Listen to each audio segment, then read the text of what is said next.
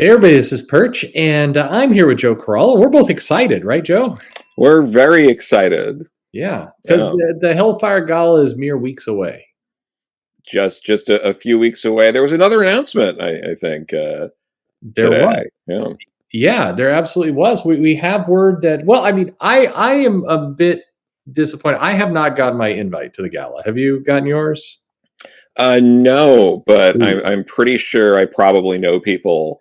Well, like since I looked at the rollout of the kind of celebrities that are going to this, I think I Mhm. probably know some people who are gonna be there. Fun fact: Yeah, I've seen Ira Glass do stand-up comedy. and Ira Glass is a pretty decent guy from everything I've heard, Yeah. which does make you wonder why he's allowing his image to be in this horrible event. Yeah. I believe he had a Twitter feud at one point with Mara Wilson, but Okay, sure.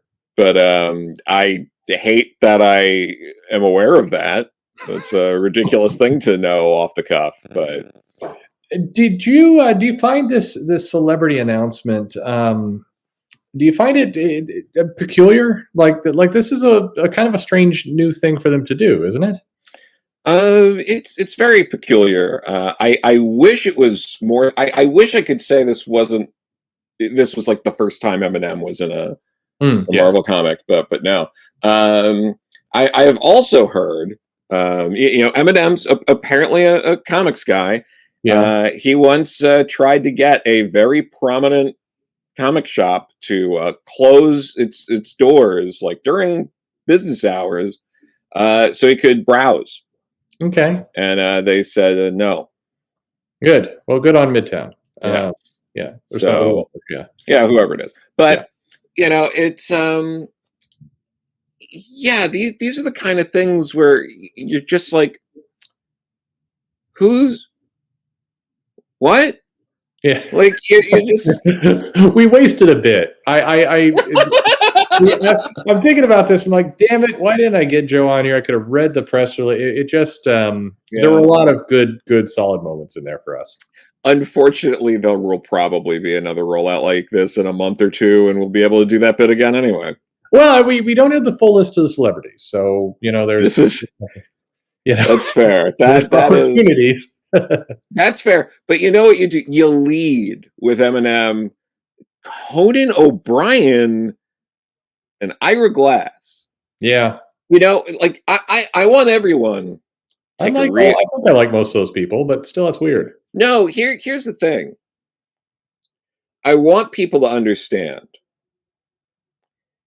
DC Comics has always been seen as more of the like old fuddy-duddy. That's your dad's superheroes. The hip, True. Yeah. cool, off the chain characters are over at Marvel Comics, yo. That's how they went about it. And now you look at this and you're like, so DC's doing gangbusters with Batman Fortnite, and Marvel's like, don't worry, kids. We got Ira Glass and Conan O'Brien.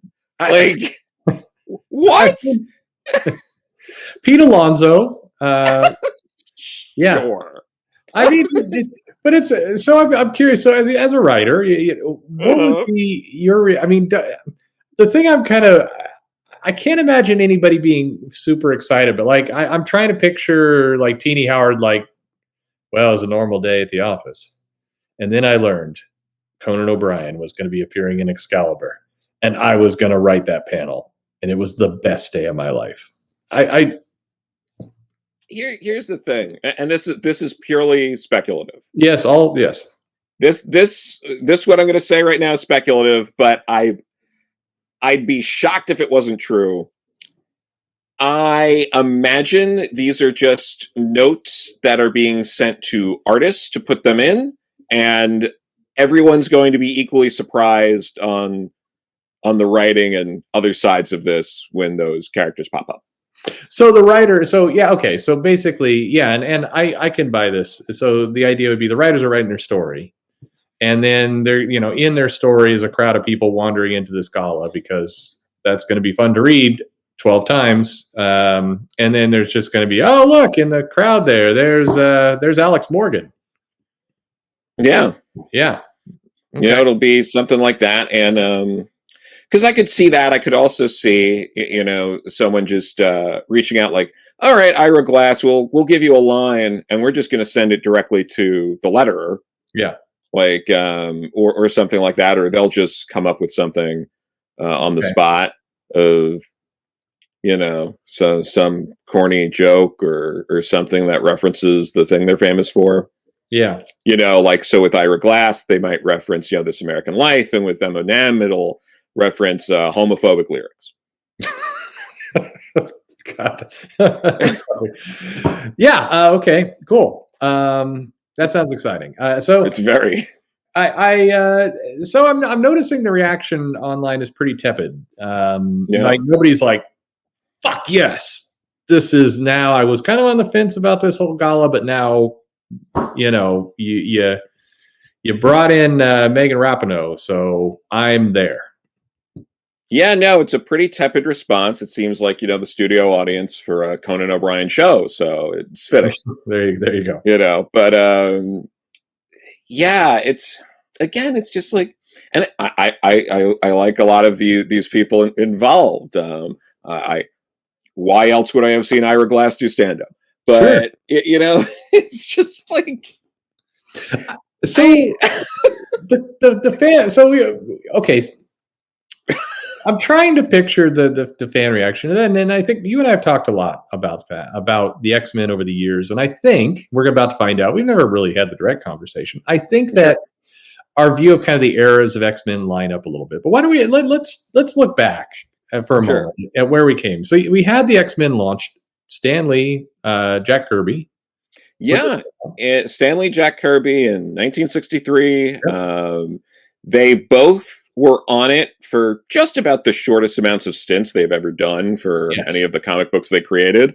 I think the only book Jack was on for a shorter period of time was Avengers. Yeah. I think Don Heck took over by like issue 9.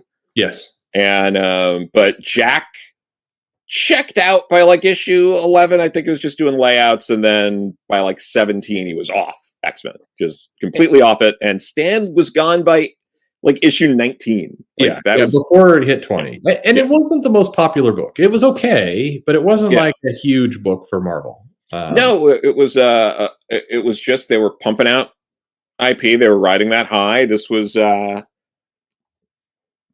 if we're talking about this in a way that people, might understand that, this is like, okay, like, you just launched New Mutants, and now we're all the way up to, like a Cable solo book or what, it's like that kind of thing where it's like, okay, we've really stretched out what we're doing here with these books. That was Jack. Everyone knows he originally wanted to call it the Mutants, blah blah blah. They were trying to go for like a mix of different things. It was it didn't actually have a lot of the kind of depth to it that people act like it did. People have since gone back and added all of this lore to it based on what's happened since. But this was one of the least creative, least visually interesting books that Jack and Stan did. Neither one of them had a huge fondness for it, and it was one of these titles that it was kind of plodding along. A lot of those early issues were not the best, and then it just reprinted itself for a while. Yeah, and I stand by this. I much prefer the Silver Age Doom Patrol run. Yeah, I can read that from beginning to end. I can binge that. That I really like. It is very difficult to do with Silver Age X-Men. It's a difficult read. It is. And yeah, like it sucks. Arnold Drake has even over the years, Doom Patrol came out slightly before X-Men, and he eventually wrote some of the Silver Age stuff, but he became convinced over time, closer to his passing, that Stan just stole the idea from him outright. Yeah, put into it. Yeah. Yeah, over the years. Yeah. It's like you said. I think a lot of people put meaning to those early issues, but that initial run was not not the most exciting. Not a lot of things going on. Some interesting IP that later others would do exciting things with, but it really wasn't the biggest deal. And the fan support, the customer support was pretty minor. But then along comes Giant Size. Yeah, which Giant Size, you got your Len Weins and your Dave Cockrams, and again, this was another thing. Len had very little interest in this book. Yeah, that is why Chris Claremont took the book over, because Len left it very quickly. He stayed on what was he on 94? Was that Claremont's first? I'm trying to think. I should bring it up, but we don't. But it wasn't long. Like you said, it was just a barely on the title. Yeah. A lot of people kind of believe that the Giant Size X-Men was the start of Claremont. That's not actually correct. Yeah. Claremont and Len like co-wrote it, and then like through a couple in the beginning. He didn't really pass it off to Claremont. Claremont. It took a little bit for him to get it all by himself. And those initial issues after Giant Size, well, it was exciting that they introduced some of these new characters. It took about a year or two before it really clicked. Yeah, but by 97, Claremont had it to himself. Yeah. But yeah, Len quickly wanted off this book. Cockrum came here mostly because he was mad at DC because he was doing Legion of Superheroes at the time and took a bunch of his DC ideas, again. So a lot of the stuff you really love about X-Men was stolen directly from DC. Nightcrawler, Storm, a Colossus is just Farrelad. Like, there's a lot of these characters are simply straight up stolen from that, and we'd see that also with the Shi'ar Empire is just the Legion of Superheroes. But yeah, Dave Cockrum comes over because he had done an issue that was supposed to be a wedding issue, and he did this big splash page. What was it? And they he wanted to keep the. I think it was the Bouncing Boy Duo Damsel wedding. Yeah, and I think it was like Superboy 200 or around then. And he wanted to keep the double page spread where he had all the wedding guests and stuff like that, and they wouldn't let him keep it. So he was like, all right, screw it. I'm going there. He had built this pretty big following. He was, people also forget, Dave Cockrum was at the time the most popular Legion artist they ever had on that book, which was an already popular book. Yes, he was. Yeah, he was a pretty epic artist. Yeah. You're right. He had big fans. He was one of the stronger, more prolific artists. I don't know. He keeps saying writer. This X-Men news has got me all turned around because it makes no sense. Yeah. Well, I mean, if Starfinger busted up your wedding, you'd be pretty upset too. That's true. Yes. Yeah. But so Cockrum comes over. The popularity starts to grow, and then I think that you get the Proteus arc, and then that kind of leads in ultimately to the Dark Phoenix saga. Yeah, and all the way along there, I think some people, especially if you got into the cartoon and then you went back and read the comics, I think some people think that the Savage Lands is like unique to X-Men. Yeah, and like Kazar and some of these characters, like no, they were well before the X-Men. Any of that. But yeah, and yeah, once Byrne was on there. And once you got to Proteus, like you were saying, that's when it really clicked. There were interesting and good stuff before that, but for me, you had Arcade, which again, not an X-Men character originally. That was not his first appearance, but I think again, a lot of people really like X-Men, and this goes into a whole thing. We'll probably talk about it more as we continue, but about X-Men fans, especially in the past 15 years, it's a very narrow lens and looking through things only through X-Men and ignoring the greater Marvel and the greater comic world, which is to their detriment. Yeah, and this is a continual story, I think, that we see through the different kind of eras. So we have this kind of initial, 63 through 70. Finally, I actually brought up some help here, and that was, I would say, tepid kind of fan response. But some people liked it, but it was not anywhere close to then the 1975 through what would be the 1990 Claremont.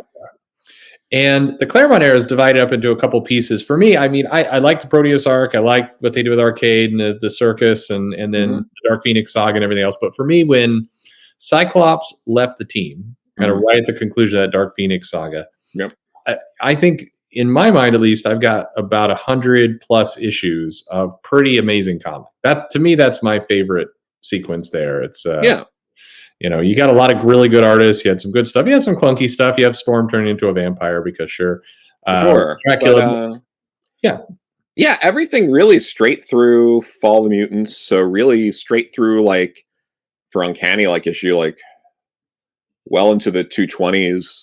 Yeah. You know, is all really solid. Like, really, I think what we're hinting at here is really right until Bob Harris took the editorial reins. Yes, was a pretty great time. But to go back a little bit there, I mean, you know, you not only got, you know, God Loves, Man Kills. You get the Barry Windsor Smith life death issues that would pop up here and there. That Claremont has told me, at least at signings, that he wished he got to do more with Barry. He really liked, you know, working with him.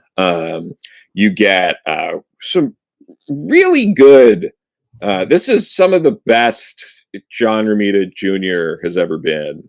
Agreed. In this time period. Mark Silvestri comes on around here toward the end. Yeah, he comes on around there, and this whole time you have Luis Simonson and Annie Innocenti as the editors. You know, Luis, and then it moves on to Annie. And something that's interesting is you will sometimes get people pointing out some weird, you know, either, you know, panels out of context or things that it's like sexism, and ignoring the fact that, you know, this was a women-led editorial team doing this at the time. Another thing, too, that Jim Salicrup had hinted at was a part of why Byrne probably left the book was Roger Stern and him were so close that whenever Byrne and Claremont had a disagreement, Stern would side with Byrne. Yeah. And then Jim was more of a neutral arbiter, as well as Luis. And once Wheezy was there permanently, it sounds like her as a neutral arbiter, because Byrne didn't last that much longer. No. He quickly then headed to Fantastic Four and kind of the Cap, or just other things that he did. But the book managed, like you mentioned, I mean, we had Paul Smith in there. We had, this is, you know, Art Adams comes into the picture around here to do long shots, and then annuals and things. Alan Davis is doing occasional comics. Yeah, you have the start of X Factor and New Mutants, or, you know, well, New Mutants first, obviously, and then you have, you know, X Factor. You have some really interesting miniseries. You know, a lot of people might argue that Magic miniseries is good. No, but you're right. You did have you had the Wolverine Kitty Pryde bit. You had a number of series and miniseries. You have, of course, on X Factor, you have Walt Simonson over there. You've got Sienkiewicz doing some work. Blard and a couple others on New Mutants. You have, anyway, you've got a pretty good roster, and I think you get a good solid, I don't know, about 12 years or so, or more, probably about 15 years of really good comics. Sure. And the fan base, the customer base, like you said, I do think they were very X-Men exclusive. The customers didn't branch out into too much other stuff, but they were, I want to say, you know, very invested in Claremont's subplots and all that kind of stuff, and fan theories and everything, but they weren't insane. No, I feel like when it came to your Marvel fans at this point, that it probably broke into like probably about maybe three-ish or four-ish like categories. You know, it seemed to be the X-Men fanatics, who might pick up a couple of other things. There were still at that time Marvel Zombies. They were Marvel Zombies were never a majority of customers. There's these like weird myths that like the stores used to be filled exclusively with Marvel Zombies, and then it never happened. But yeah, you'd have your people who were into X-Men. Then you'd have your fans who kind of were, I guess this would be the equivalent of your the older fans that everyone hates now, of the ones who stuck mostly to like the Avengers type titles. Like I buy the Avengers and I get, you know, your Thors and, you know, even Spider-Man and that kind of stuff. And there's too much going on in X-Men, so that can stay over there. But you just give me, you know, Avengers and Cap and Thor and Iron Man and Spider-Man, and I'll be fine. There was definitely that kind of citing point of do you like subplots? Do you like of kind of dangling threads and other things? Then the X-Men are for you, and if you can't stand that, then you tended to stay well away from it. And it was kind of that's how it split. But the other thing, the X-Men fans, as I notice, and I recall that they were not like horny all the time. No, despite the covers. Despite the covers, exactly. The X-Men fans tended to. There wasn't a lot of shipping. I mean, you know, later, much later, people would want to see, you know, Gambit hook up with Rogue, but in general, like they would tease things with Wolverine, Storm. They would do various kind of little bits, but there was never like this big kind of shipper culture. It was pretty much, you know, the X-Men, maybe people were curious if they were what was going on with the Sinister guy, what was Apocalypse, how did he fit into this, what's Magneto going to do? Nobody was like, you know what I'd really like to see is Magneto and Xavier start making out. Like, nobody was really asking for that. No, and I mean, part of this is, I don't know what happened. It's like there has always been a section of comic book fans that have been queer and attracted to a lot of the themes in these books, mostly because a lot of these books, and actually really wasn't X-Men.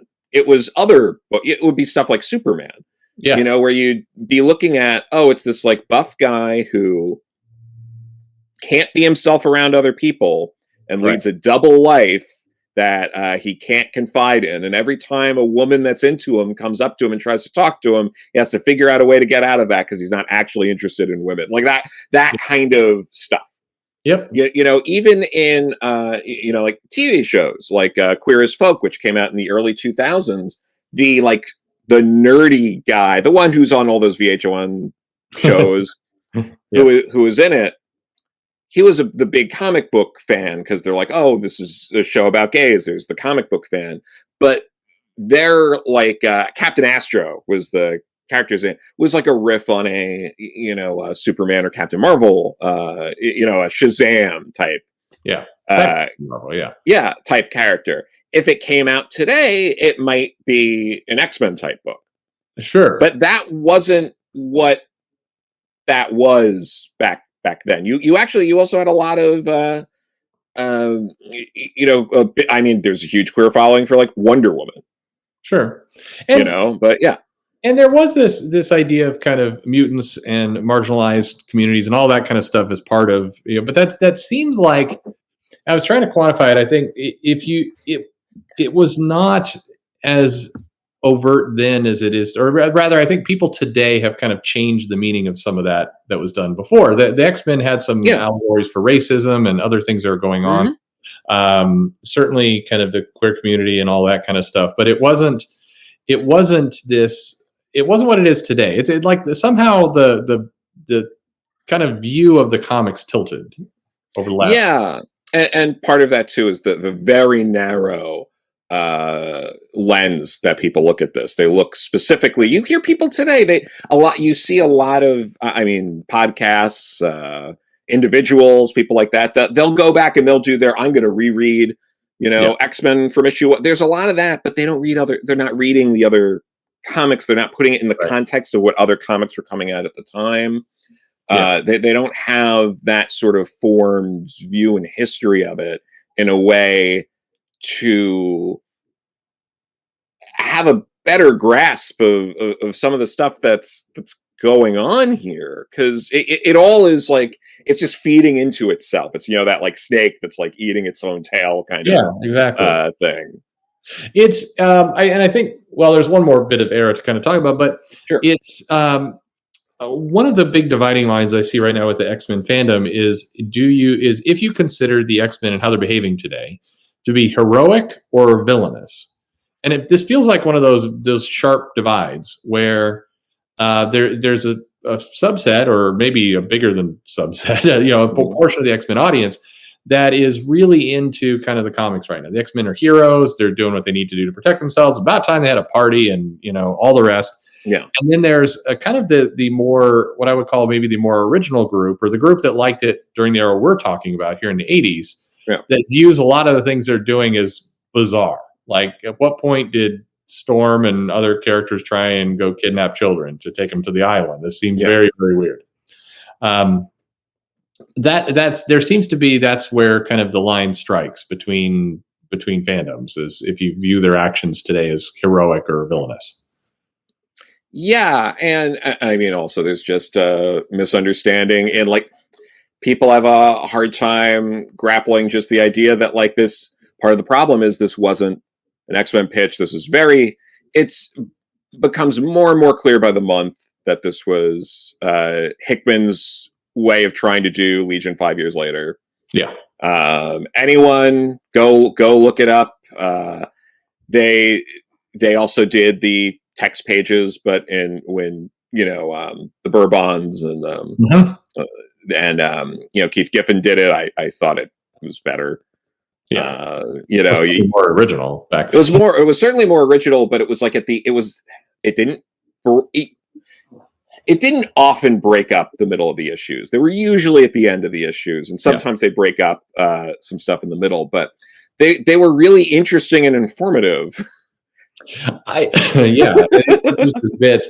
I have to think right now about if DC wants some easy money, they put out a new edition of the do they have the 5 years later as an omnibus out? They have the first volume of it, so the first half. So up through like issue 39, I want to say, but because of the omnibuses, it's like, go get it now. I think it's on sale on Amazon now for like under $90, and it's $150 omnibus because it's gigantic. Because it also has the annuals, and it has the Timberwolf miniseries in it. It's one of those things where DC should put that out, and then they could say, the inspiration for the current X-Men run. I mean, just call it. Yeah. It would be bad, but okay. So before we get to kind of current again, or kind of taking a step back, Bob Harris comes in, Claremont goes out. The titles then go through the 90s, and this seems to be the other place where people came into the series, maybe via the cartoon. And so you get the people who have very fond memories of what I think is often called the Jim Lee era, but there wasn't a lot of Jim Lee in that era. But most people, when they talk about the Jim Lee era, are talking about after he left. Yeah, exactly.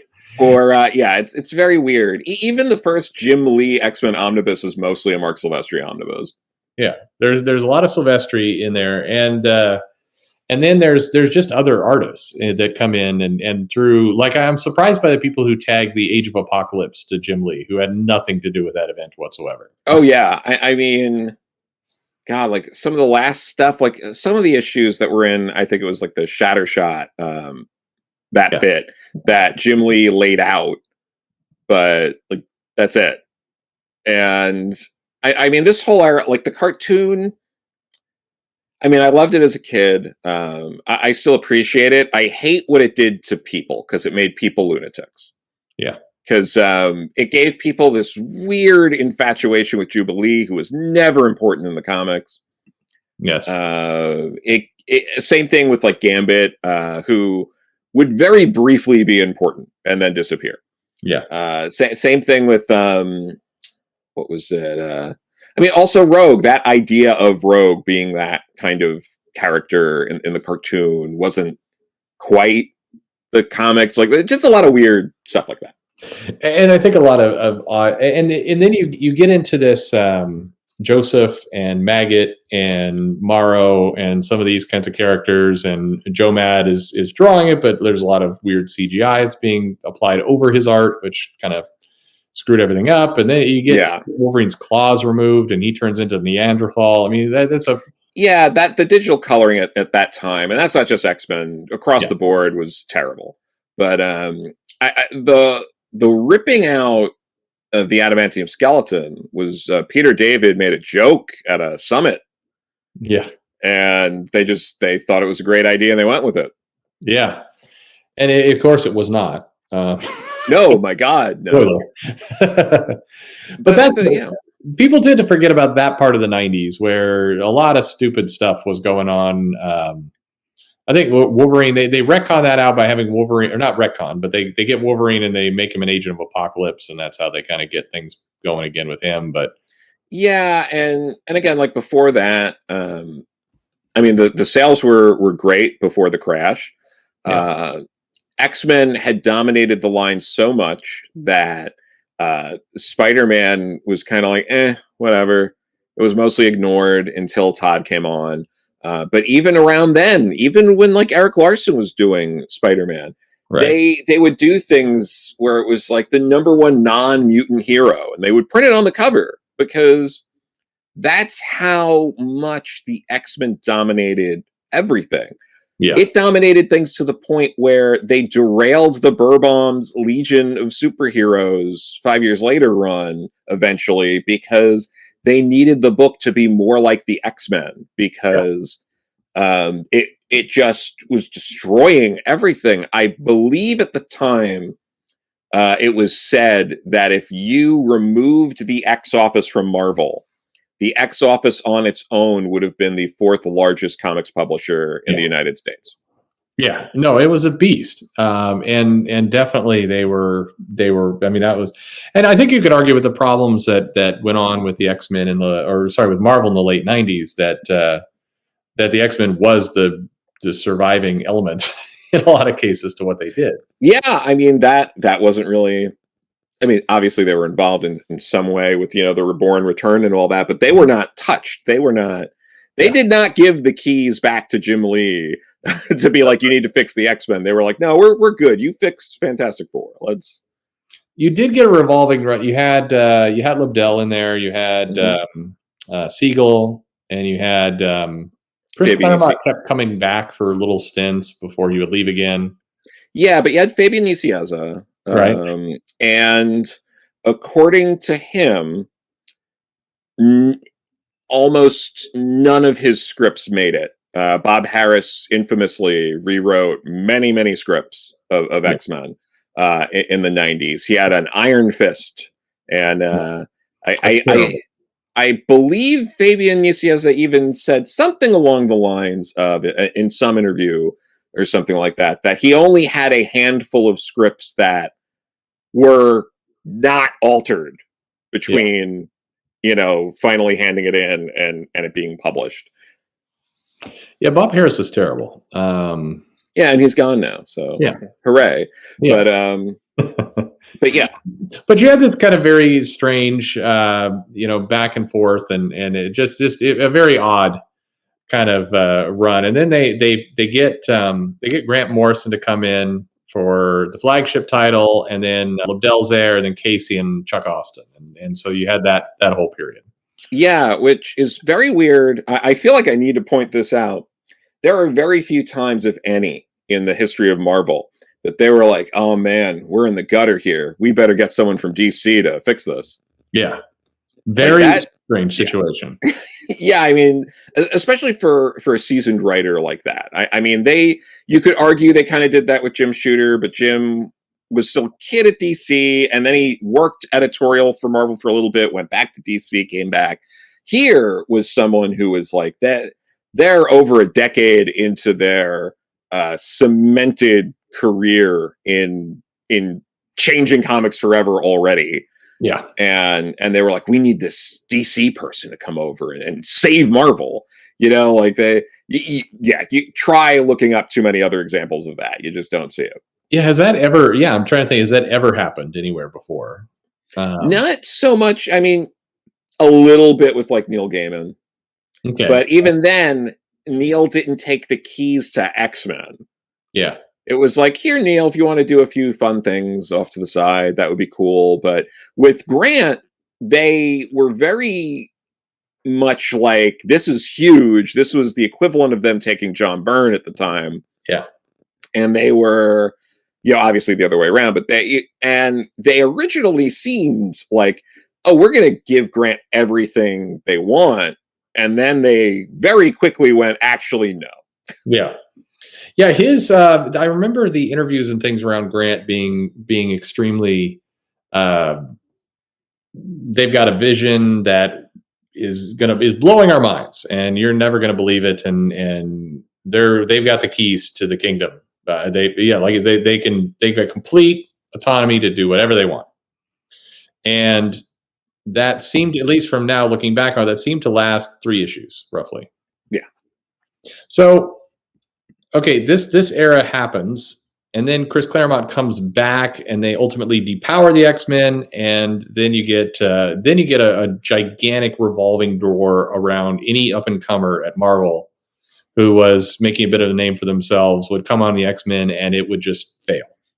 Yeah, after Whedon's run and having House of M, post House of M, it's a shit show.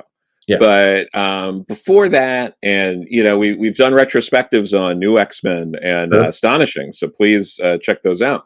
Yeah. But you had Claremont right before, and I think into New X-Men doing like that X-Men, like what was it? Like there was like the Extreme X-Men and Exile. Yeah, like Extreme X-Men. Yeah. And then you had you had New X-Men, which again, it's not as great as you might remember it. If Chuck Austen, the way that people treat Chuck Austen, you would think he came up with Dust. Yeah. But, you get a pass if you're Grant Morrison, because again, all of this stuff is just a popularity contest.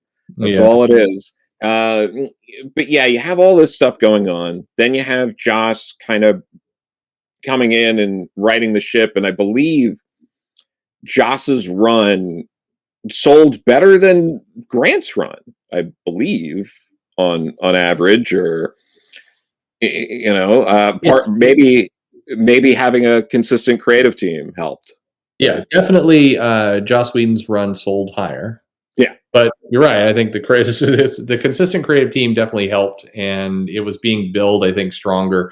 I said Grant's run was indicative of what Marvel would do 15 years later, where there's a lot of hype at the beginning, and then the hype turned off for Grant. He still sold good. It sold good issues, but the hype definitely sank. They did not keep promoting their run. With Joss Whedon, there was promotion pretty much from start to finish. It's one of the only times Marvel has consistently come back and continued.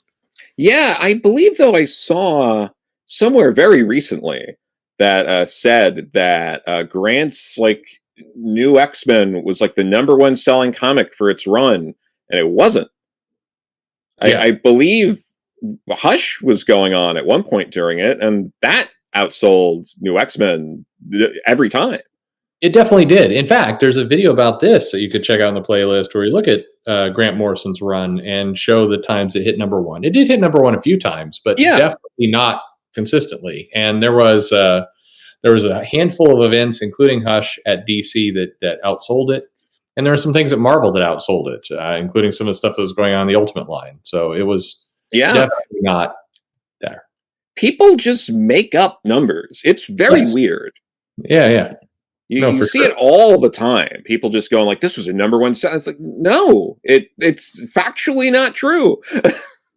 It is. I mean, that's why this whole thing is very strange. And then you mentioned it did become a real shit show. So we depowered the mutants after House of M, and you had a cast of talent. You had Brubaker, you had Matt Fraction, you had Kieran Gillian, you had Jason Aaron, you had pretty much everyone. Jeff Lemire had that brief stint on it, which but all of those runs you just mentioned are garbage. No, absolutely. They're not good. And then now, and you had Brian Michael Bendis come in and do a bit. Yeah. Basically, all of their talented people and Colin Bunn all had a shot at this. Yeah, And they all did. There were certain events that were you had, your what was it, Messiah Complex, Messiah War, Second Coming kind of stuff going on. A lot of the periphery books were were more consistent, like X-Men Legacy and X-Men, X Factor books like that seemed to be more consistent. no, exactly. And you basically, I think the fan base, the argument at the time was that Disney didn't have the rights to the X-Men characters, Fox did, and so there was a deprioritization within Marvel to do this, and I think that explains some of it. It doesn't explain why it was so shitty at that time, because again, you're looking at some of these names. Matt Fraction was absolutely a rising star at Marvel at the time. They thought he was huge. Brubaker was as well.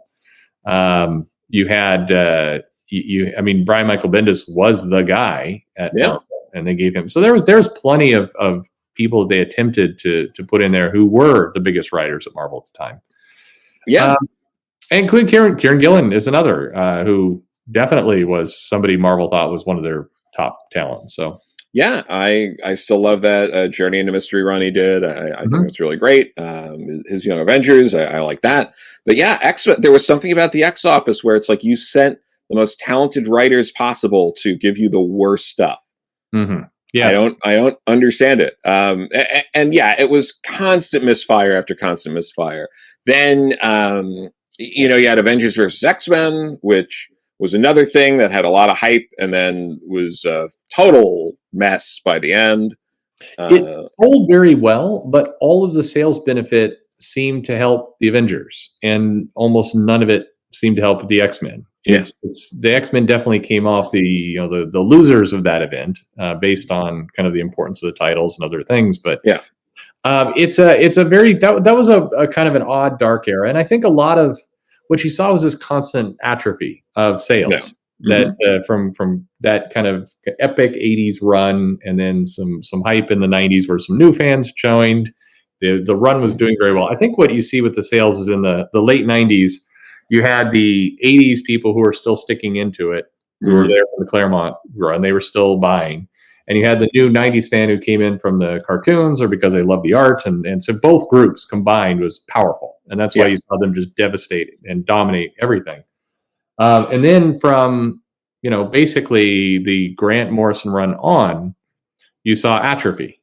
Yeah. And I know it's the Grant Morrison's run is today considered kind of the Holy Bible. I hear a lot of the current creators talking about that as the fundamental best run in the history of all the comics.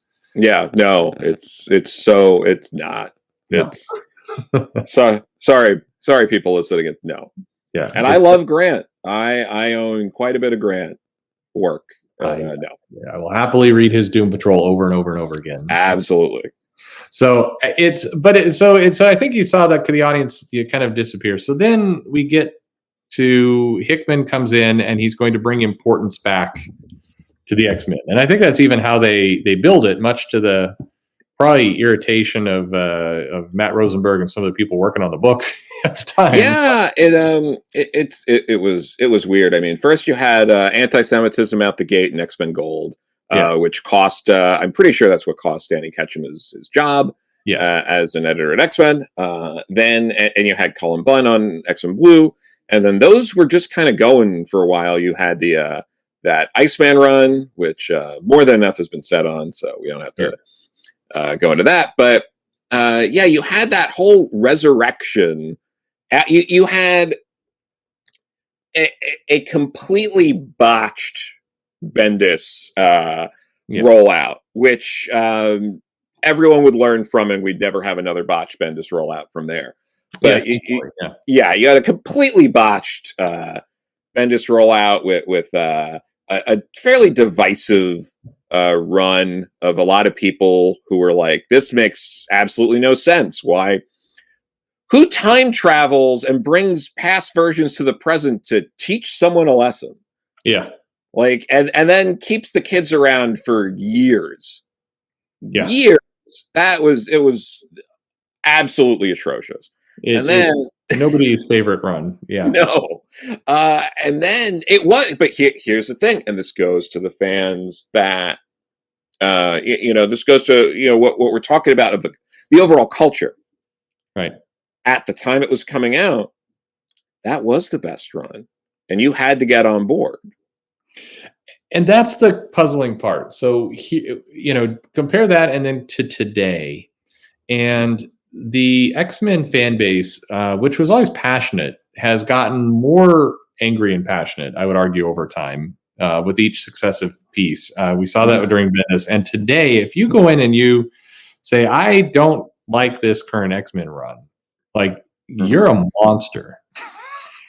Yeah, to a certain there's a certain group that absolutely, but it's mostly just grown and grown and grown, and they were there with the Bendis stuff. They were like, of course, Bendis is great. This is a great run. I remember all that stuff. These same people. This is the best the X-Men's been in years. You would hear that from a certain segment of the fan base, and then you'd hear that again in X-Men, Gold, X-Men Blue. There were people who like, when we spun out into Mrs. and Mr. and Mrs. X, and all that stuff that was going on. People were like, what are you talking about? This is the best. This is the best the X-Men's been. I've never been more excited. We saw it when Kelly Thompson and Ed Brisson, I forget who the other person was involved in it. Maybe it was Rosenberg. They did this X-Men Disassembled arc. And they sent the kids back home. They killed old Cable and brought in young Cable. And it was that same thing again. It was like, finally, this is the X-Men we've been waiting for. This is the best it's ever been. We absolutely love it. And here is X-Man has come back, and we're going to do this Age of Apocalypse riff on X-Man. And there were people who were telling us it's never been as good as this. It's great. This is the X-Men. And it was maddening to listen to because it was just awful. Well, I mean, you had that. You had, I'm trying to think, you had Greg Pak do a Storm miniseries, which was this was the Storm story we were all waiting for. And you also had Sam Humphries doing Uncanny X-Force after Rick Remender, which was the Storm story we've been waiting for our whole lives. And then you had Yona Harvey writing Black Panther and the Crew, which featured Storm. The first Black woman to actually write Storm in the comics. And that was also finally the first time, this is going to be the best we're ever going to see Storm. Like that's part of what makes a lot of this maddening is the, goldfish memories of the overall, population talking about this. It's... Well, yeah, I mean that is the frustrating part. It feels like at times like there's almost a game to see if the fan base will swallow this, which brings us to a 12-part fashion show crossover event with celebrities. Like we opened this video on. Like, I mean, on some level, it feels like it's a test to see how long people will go along with this. Yeah, I mean there's the possibility. And I'm still going to hold out hope because hope's all I got. But there's still that chance that there is going to be something big that happens. Yeah. And that they are holding that information back. That, like I've joked around before, but I've said like, Sabretooth breaks out and is on the loose. Mystique shows up with Destiny, and now it's like, oh shit. Yeah. Or Destiny just shows up. Moira comes and is doing something at the gala. It's like we haven't seen Moira in a while. What's going on? Like there's. I would love that. It feels like they've got that, and maybe they're holding it in reserve until they really, really need it. But I think they really need it now. I mean, the title has started to feel, and I'm not just talking about this current run that's going on Krakoa and all the rest. I mean, I'm going back then to the Brubaker time and all action time. It feels like the X-Men's been playing the long game for more than a decade, where it's gonna pay off soon. We promise. This is your patience will be rewarded with some really cool shit. It's coming, and we I mean, it was somewhere around 10 of Swords where we all came to the conclusion that we weren't going to be getting any sword fights and we're going to be getting silly contests, and that's where it started to feel like this long game was. I started to want to get off the train at that point. Personally. Yeah, no, I hear you. It's been tough because it's one of those things where you want a lot of these like smaller little character interactions to help the characters grow and to flesh everything out, and you need that stuff to create stakes because you need to care about the characters. Absolutely. But it's become so lopsided. Yeah. That it's like, well, okay, but now we need something to happen.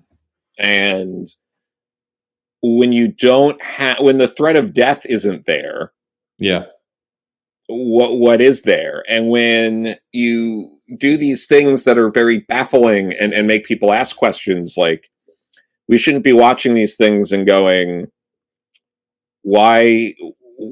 What is going on that Reed Richards would ever show up to this? How is the world not protesting this after everything that's happened? That's ludicrous. Yeah, it's weird to see these panels of the Avengers and the Fantastic Four walking into Hellfire Gala, getting a little flower pinned to their costume lapel, and thinking like, the X-Men have been in direct conflict with the Avengers, certainly multiple times, but in recent years and in the last few months, it's I think it's worth interjecting at this point that I own a complete X-Men run that remains complete today. If you were to ask me just generally what's the favorite comic, what's the comic, I would still say X-Men. This is the thing I enjoy the most in terms of a comic and a property. And I continue to want to enjoy it. I'm one of those customers, I guess, one of those people who, like you, I want to see Sabretooth show up at the gala having escaped. And, I want to have that moment where everybody's having a good time, they're having a party, and like the camera pans down through the earth or something, and we discover Moira there, and she's got some kind of underground pod prison, and the X-Men are all there, and they're imprisoned, and the people that we've been dealing with are fakes. I mean, you're hoping for that kind of gotcha reveal, but it feels like a lot of the fan base is today, the really loud ones, that's not what they're hoping for. They're very happy with this, with, again, shipping characters. I mean, you can't go a day without, hey, wouldn't it be great if Wolverine and Nightcrawler just had some really good rough sex? It feels like the groups have diverged at some point here. Yeah, I don't get it. It seems like, I think I've described it before, that this feels like an MMORPG. Yeah. And that there are people who are excited to just kind of like read this as like a slice of life, kind of, let's all just hang out and chill on this island, and it's cool to be a part of it. Yeah. And that works in a game. It doesn't work when it's $4, $5 or more a pop for 20 or so pages. Yeah. Like it becomes weird. It's like, why are you spending this much to do this? And the elephant in the room here, and I'm absolutely not accusing everybody of this. It's not by a mile, but a lot of the people who gush about this run admit to pirating it. And if it was free, I get it. I mean, you wouldn't have those same dynamics. You wouldn't mind seeing some of this stuff go on. Again, I'm not saying by a mile that everybody likes this is stealing it. Not at all. Of course. But we know that the sales are not great for some of these books. We've seen some of them get canceled. Maybe it's just naive me, but I wouldn't think that they'd be canceling books if this was the most amazing, best run, best it's ever been. They wouldn't be canceling those books. But we're seeing that happen. Yeah. No, we do see that happen. We see it's tricky, right? It's tricky, and yeah, this isn't. These are always complex things that involve a lot of people. Yeah. So this isn't something like there's no.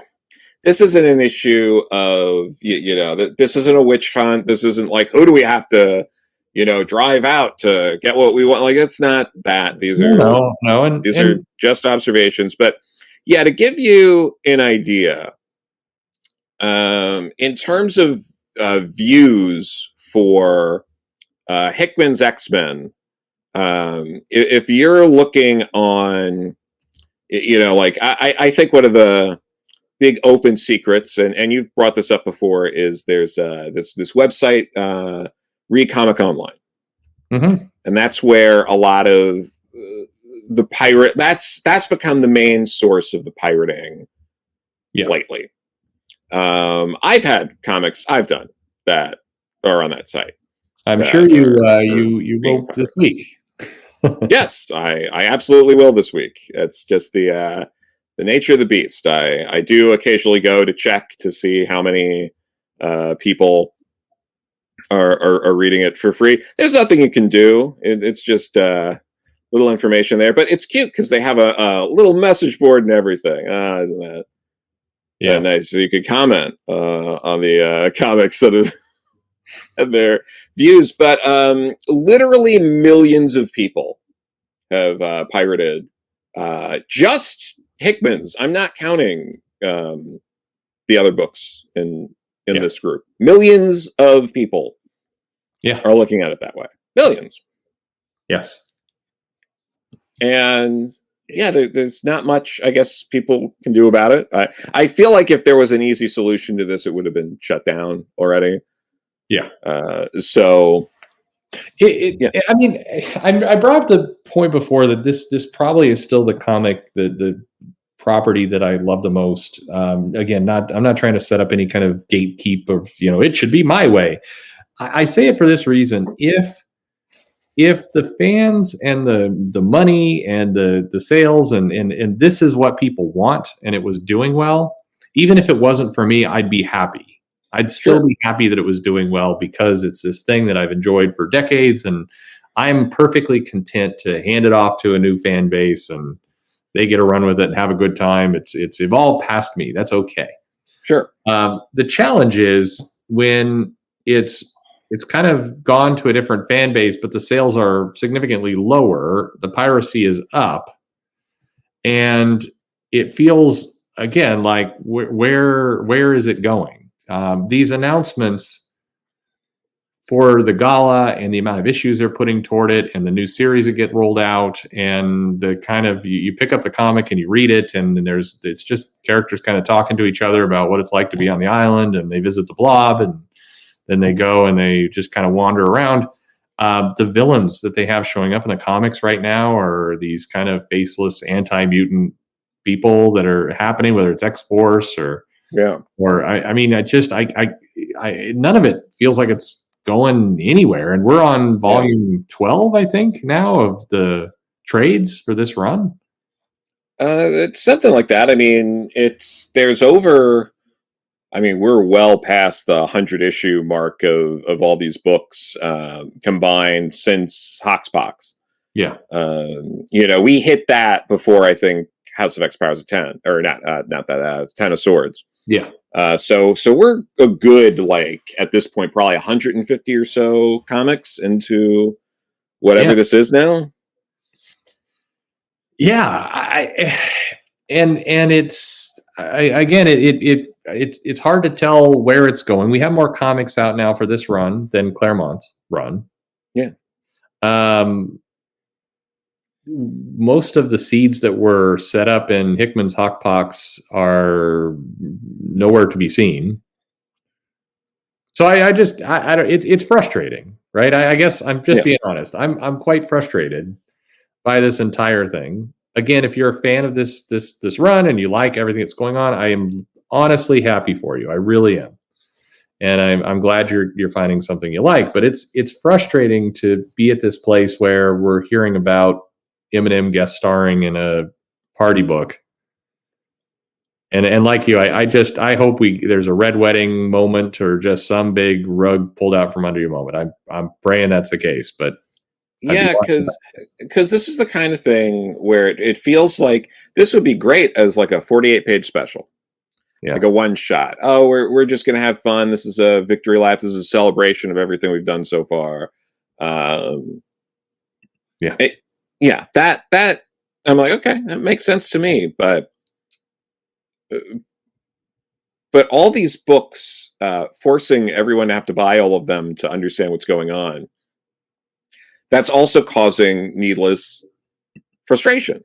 Because if you like X Factor, you might not like Wolverine, but you have to read both to understand what's going on. As much as they tell you you don't have to, you do. Yeah, you do. I mean, that's one of the big myths, and I don't begrudge Marvel for it. They're trying to sell as many books as they can. But this idea of like, you don't have to buy them all. That's one of the big lies in comics. You really kind of do. You don't have to buy them all. Like, nobody has to do anything. You don't have to buy any. Nobody's forcing you to do anything. But they do write the story in such a way that they really want you to buy them all. Yeah, and there have been eras of X-Men where you didn't have to do that. That's why I keep going back to like Peter David's X Factor Investigations. You could, for the most part, you could check out and just read that book. There was very little force sort of crossing over, and even if it did, Peter David tended to write it in a way where it was really what was only affecting that book. But yeah, and there's plenty of other examples of that too. Like if you're reading Uncanny X-Force, you could just read Uncanny X-Force and you would understand what was going on. But the X books over the years have become more or less interconnected. And sometimes they allowed it to kind of be their own thing. There are large swaths of time where you could just read Wolverine because it didn't make any sense with the other books because he was on every team. And so that's happened. But like now, everything is very tightly coordinated. Everything has to cross over to each other. So you really do have to read the books, and you're creating needless tension. If I'm reading something like the main X book, or maybe I like Marauders, why would I want to like? Am I gonna like X-Force? It's. The art styles tend to be different in these books. And that's another thing. I mean, the artists are constantly changing. Constantly changing. We have not had, unless I miss my guess, I don't think we've had a 4-issue consistent run on much of anything. Now, maybe X Factor has pulled that off. Rod Race on New Mutants, I think, is about to pull that off. But I mean, you're not. There is no long-term run on any of these books. It's all very. I want to be happy because I really desperately do.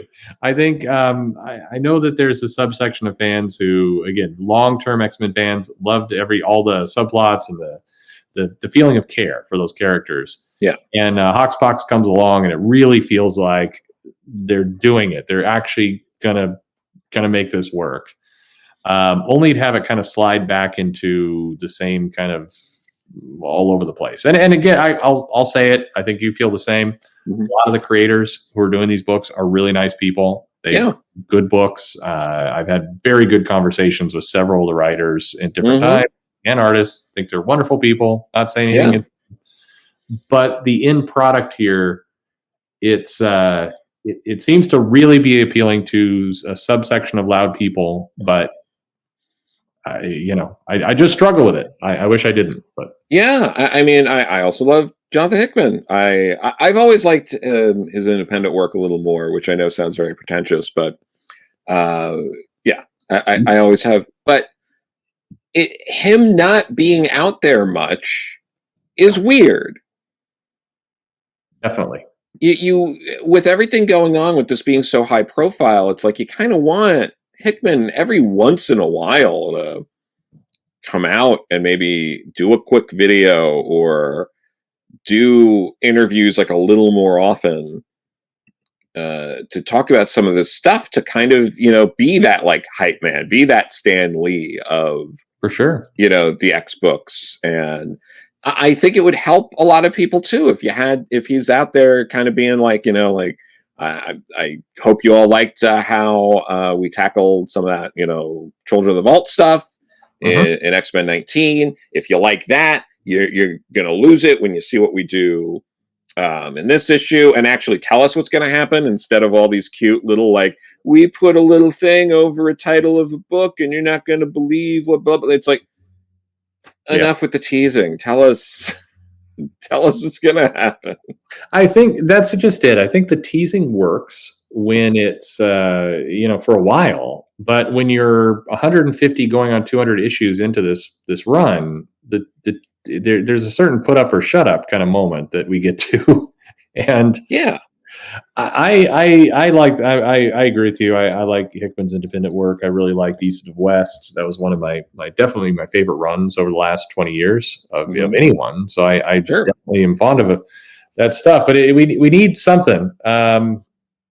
We definitely need something. It's a weird time. So it's been an interesting trip down memory lane with you around kind of the X-Men and the fan base and all the rest. It is striking that the piracy numbers that you cited there. That's a daunting number, and I think that's definitely something that they're going to have to wrestle with. You got a very large group of people who are loving this, but maybe when your biggest audience by a factor of almost 20-1 by those numbers are stealing it.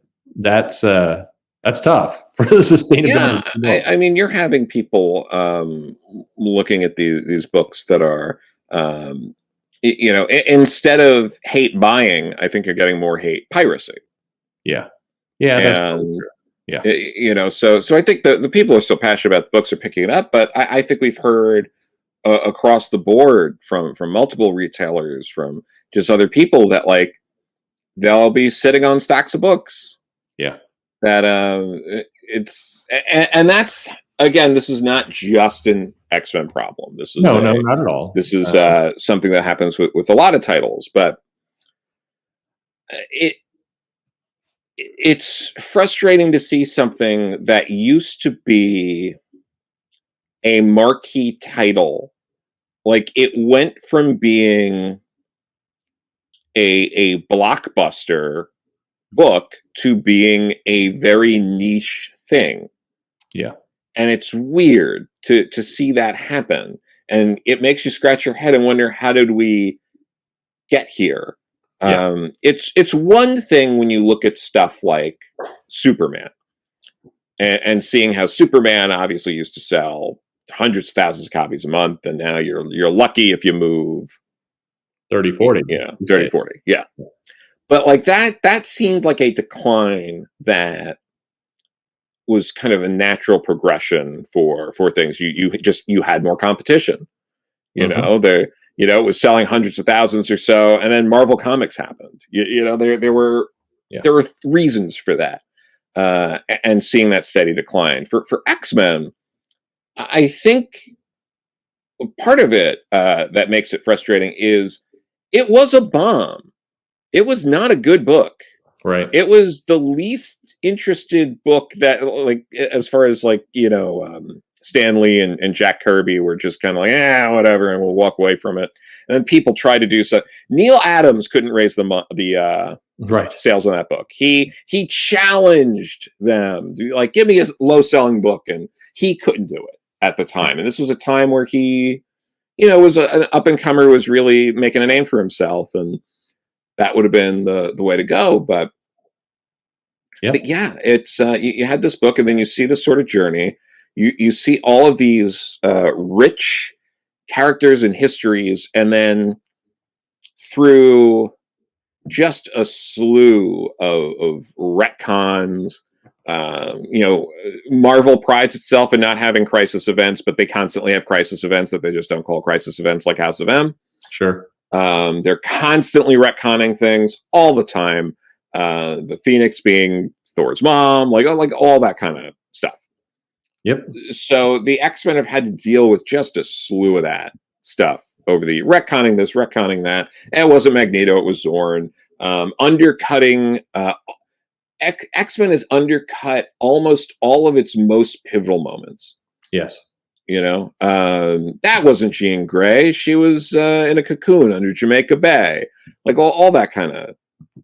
Which, in fairness, I mean, to the point, this isn't something that just started happening in the last 10 years. This has been something they've done consistently, undercutting those moments and undercutting the big things that you bought. I'll maintain that the highly divisive Iceman coming out could have been handled, certainly better, but there were easy ways. I think you could have made that work with fans, but it seemed like people just chose not to. You could have just devoted some time to saying, hey, I know I had this relationship with Opal. I know that I entered in a death match because I loved her so much, and we spent lots of issues talking about that. But I was living a lie, and this is you could have very easily acknowledged that past, and then won, I think, some of those fans over. Not everybody, but sure. But instead, there was this approach of just kind of, well, fuck you to the yeah. And also, that doesn't work for a meme. No. You have to do things very memeable. Yes, got to be a meme. No, it's it is frustrating, especially when that run on X Factor is one of the high points in the whole series of the X-Men books. Yeah, to undercut something like that, but yeah, I mean. Of course, there are plenty of things because you'll always get responses of like, oh well, Claremont did all these other things that were stupid, and it's like, yes, the payoff to the 12 sucked. Yes, for sure. There are plenty of things where the payoff wasn't fantastic. Yeah, I mean, Claremont was not perfect. I mean, again, in that run that I liked, part of where I enjoyed it through the Australian arc. When they all walked through the Siege Perilous there in Australia, and they went off, and we had young Storm and Ninja Psylocke and some of that stuff. Love Jim Lee's art, but that was not the best writing during that period for me. I was fairly over Rogue hanging out in the Savage Land. And just these other elements was not what I enjoyed. Again, pretty art, but not the story I enjoyed. Because Claremont's far from perfect. Nobody's perfect, but it is I don't know. It's been a strange journey. Joe, do you feel any better? We've talked through this for an hour. Do you feel better about any of this? It's nice not to feel alone. It's frustrating because the other thing too, I think that adds to this is when this is all over, because it'll eventually end. Yeah, I know that nothing ever ends, but this will end. Yeah. I feel like we're just going to get a very similar group, if not the same people going, oh, you know what? I actually thought that there were some problems in Hickman's run, and this is actually the best run that's ever existed. And it's not even just X-Men fans. This is very much it's a comic fan thing. It's comic fans, it's Star Wars fans. Oh yeah. There's a lot of people who are like, the Force Awakens is the best. Oh, now the Last Jedi is the best. Oh, now the Rise of Skywalker. Like there are certain factions that. Oh, absolutely. Yes. Keep going, and it's a weird mindset for me to wrap my head around. But yeah, it's going to keep going. The next incarnation of the X-Men is going to be the greatest it's ever been. Well, it will be, because Joe Corallo will be writing it. Yeah, not after this video, but no. I mean, it would be, obviously there are plenty of people who are interested in something like that. Plenty of the writers now. I mean, I think they could do a great job if they weren't. I mean, and some of them are doing fine right now with what they've got. There are plenty of things coming out from that office that I'm enjoying. It's the overall. This is one of those. Yeah, this is one of those things. Yeah, where it's the sum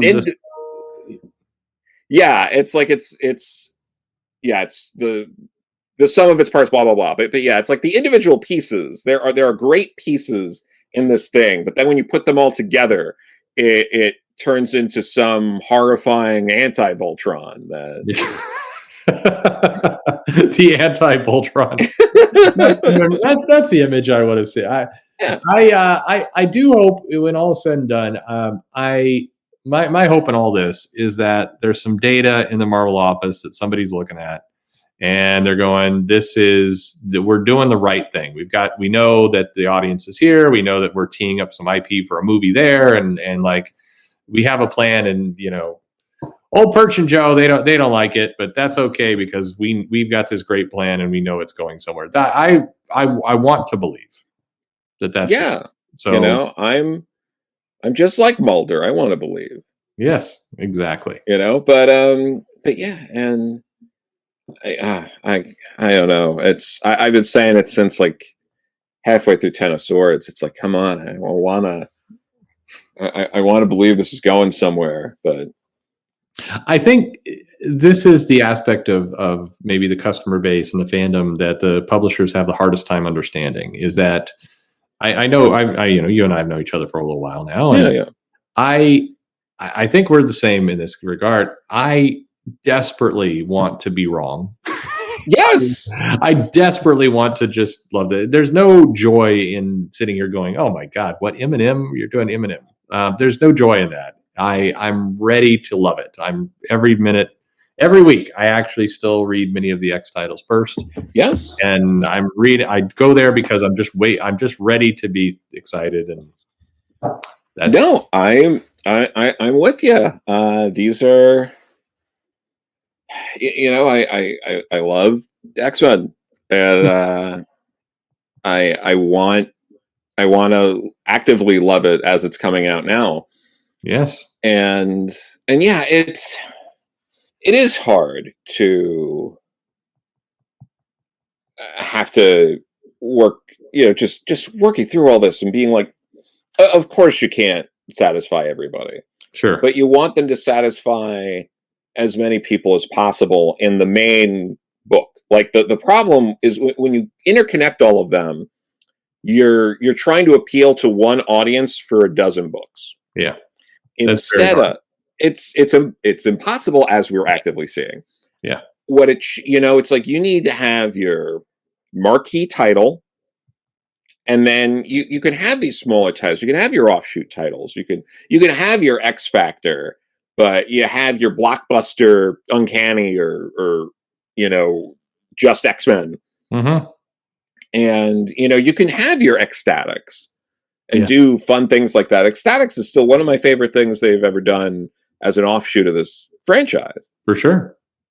And you can do that, but then you don't make it so people who are reading like Uncanny X-Men have to read Ecstatics. That's insane. But that's like kind of the setup we have now.